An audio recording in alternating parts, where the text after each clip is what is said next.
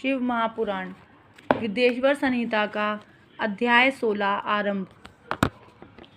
पृथ्वी आदि से निर्मित देव प्रतिमाओं के पूजन की विधि, उनके लिए नैवेद्य का विचार, पूजन के विभिन्न उपचारों का फल, विशेष मास, वार, तिथि एवं नक्षत्रों के योग में पूजन का विशेष फल तथा लिंग के वैज्ञानिक स्वरूप का विवेचन।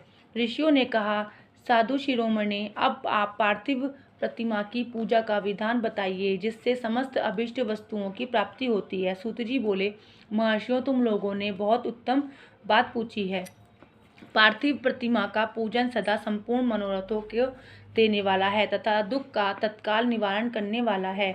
मैं उसका वर्णन करता हूँ, तुम लोग उसको ध्यान देकर सुनो। पृथ्वी आदि की बनी हुई देव प्रतिमाओं की पूजा इस भूतल पर अभिष्टदायक मानी गई है।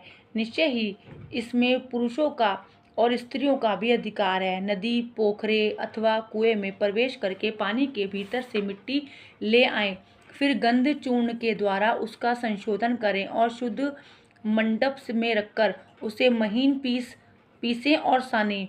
इसके बाद हाथ से प्रतिमा बनाएं और दूध से उसका सुंदर संस्कार करें। उस प्रतिमा में अंग प्रत्यंग अच्छी तरह प्रकट हुए हों तथा वह सब प्रकार के अस्त्र शस्त्रों से संपन्न बनाई गई हो।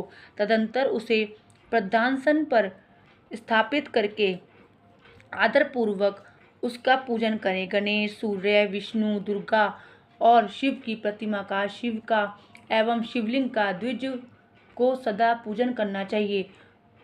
पोषोपचार, पूजन जनित फल की सिद्धि के लिए 16 उपचारों द्वारा पूजन करना चाहिए। पुष्प से प्रोक्षण और मंत्र पाठ पूर्वक अभिषेक करें।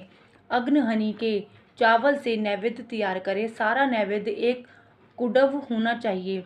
घर में पार्थिव पूजन के लिए एक कुडव और बाहर किसी मनुष्य द्वारा स्थापित शिवलिंग के पूजन के लिए एक प्रस्थ नैवेद्य तैयार करना आवश्यक है। ऐसा जानना चाहिए, देवताओं द्वारा स्थापित शिवलिंग के लिए 3 सेर नैवेद्य अर्पित करना उचित है और स्वयं प्रकट हुए स्वयंभूमिक लिंग के लिए 5 सेर। ऐसा करने पर पूर्ण फल की प्राप्ति समझनी चाहिए। इस प्रकार सहस्त्र बार पूजा करने से द्विज सत्यलोक को प्राप्त कर लेता है। 12 अंगुल चौड़ा, इससे दूना और 1 अंगुल अधिक अर्थात 25 अंगुल लंबा तथा 15 अंगुल चौड़ा जो लोहे का, लकड़ी का बना हुआ पात्र होता है उसे विद्वान पुरुष शिव कहते हैं। उसका 8वां भाग प्रस्थ कहलाता है जो 4 कुंडव के बराबर माना गया है। मनुष्य द्वारा स्थापित शिवलिंग के लिए 10 प्रस्थ, महर्षियों द्वारा स्थापित शिवलिंग के लिए 100 प्रस्थ और स्वयंभू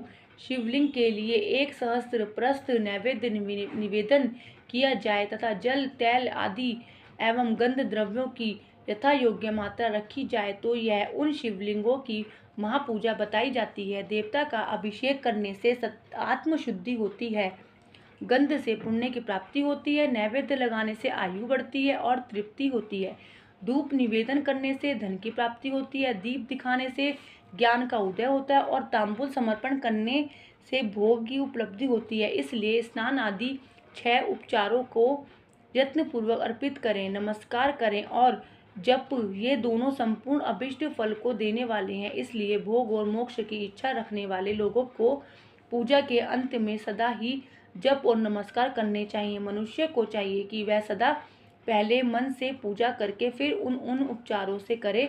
देवताओं की पूजा से उन देवताओं के लोकों की प्राप्ति होती है तथा उनके आवंतर लोक में भी यथेष्ट भोग की वस्तु उपलब्ध होती है। अब मैं देव पूजा से प्राप्त होने वाले विशेष फलों का वर्णन करता हूँ जो तुम लोग श्रद्धापूर्वक सुनो। विघ्नराज गणेश की पूजा से भूलोक में उत्तम अभिष्ट वस्तु की प्राप्ति होती है। शुक्रवार को श्रावण और भद्रपद मासों के शुक्ल पक्ष की चतुर्थी को और पौष मास के शतभिजा नक्षत्र के आने पर विधि पूर्वक गणेश जी की पूजा करनी चाहिए। 100 या सहस्त्र दिनों में 100 या सहस्त्र बार पूजा करें। देवता और अग्नि में श्रद्धा रखते हुए किया जाने वाला अन्य नित्य पूजन मनुष्यों को पुत्र एवं अभिष्ट वस्तु प्रदान करता है। वह समस्त पापों का शमन तथा भिन्न भिन्न दुष्कर्मों का विनाश करने वाला है। विभिन्न वारों में की हुई शिव आदि की पूजा को आत्मशुद्धि प्रदान करने वाली समझना चाहिए। वार या दिन, तिथि, नक्षत्र और योगों का आधार है, समस्त कामनाओं को देने वाला है।